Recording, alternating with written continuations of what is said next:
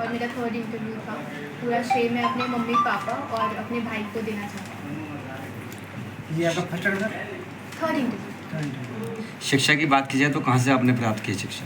मैंने civil engineering Punjab university से की है और मेरी सारी स्कूलिंग चंडीगढ़ से ही हुई। क्या सपना था आपका, क्या बनना चाहती थी? मैं हमेशा से मैंने सिविल सर्विसेज की तैयारी की है और मैं IAS ही बनना चाहती थी हमेशा शुरू से। और 2020 में मेरा PCB में सिलेक्शन हुआ था। उसके अलावा मैंने हरियाणा सिविल सर्विसेज में भी अटेंड किया था, वहाँ पर मेरा सिलेक्शन हुआ था। बट रैंक इस बार आई है मुझे UPSC में। इस बार सपना आपका साकार हो रहा है तो किसको आप श्रेय देना चाहती हैं परिवार में?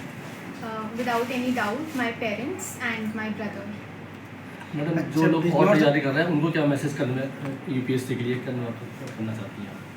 ये एग्ज़ाम बहुत टफ़ है और टफ़ के साथ साथ बहुत अनसर्टेन भी है। यू नेवर नो कि कभी भी कुछ भी हो सकता है। कभी कभी एग्ज़ाम्स अच्छे होते हैं पर रिज़ल्ट उतना पॉजिटिव नहीं आता है।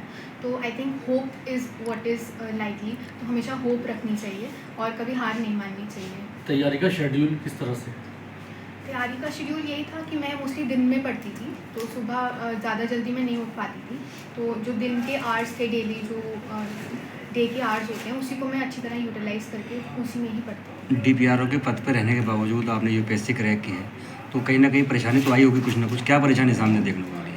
बहुत परेशानी फेस करनी पड़ी है क्योंकि DPRO एक बहुत ही चैलेंजिंग जॉब है जिसमें आपको दिन रात काम करना पड़ता है और भी बाकी सारी चीज़ें रहती हैं। तो उसके हिसाब से अपने वर्किंग आवर्स मैनेज किए। मैंने अपनी हॉलीडेज़ भी सेव करी और हॉलीडेज़ समय समय पे मेंस के टाइम पे मैं हॉलीडेज़ लिया करती थी।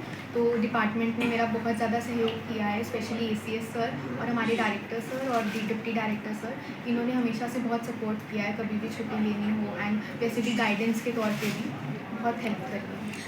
अब आप IAS के लगभग बनने के कगार पर हैं, तो कौन सी आपको ऐसे बड़े देश में समस्या लगती है जिसका समाधान आप चाहते हैं हो जाए? मेरे हिसाब से वुमेन एम्पावरमेंट है। इकोनॉमिक एम्पावरमेंट ऑफ वुमेन बहुत ज़रूरी है। कोई भी वुमेन जब तक उनको इकोनॉमिक पावर नहीं मिलती है तो वो एम्पावर असली में नहीं होती है। जब तक उनके पास जॉब्स और पैसा नहीं होता है, तो आई थिंक वो एक रियल एम्पावरमेंट है वुमेन की, जब तक उनको जॉब्स मिलनी चाहिए।